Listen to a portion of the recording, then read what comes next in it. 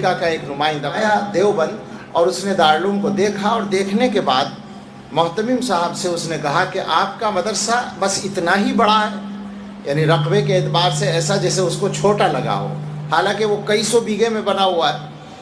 تو انہوں نے فرمایا کہ ہاں یہی ہے جو آپ نے دیکھا ہے، ایسا کیوں آپ پوچھتے ہیں؟ اس نے کہا میں تو یہ تصور لے کر آیا تھا کہ دارالعلوم دیوبند اتنا بڑا ہوگا کہ دلی بھی اس کے کونے میں آ جائے۔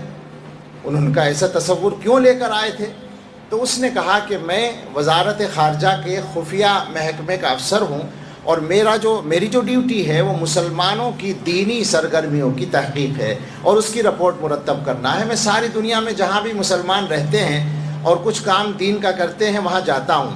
میں نے دنیا کے جس ملک میں جا کر آپ کے مذہب کا کوئی کام سرگرمی کے ساتھ ہوتا دیکھا اور اس کی جڑ کو کریدا تو اس کے نیچے سے دیوبند نکلا۔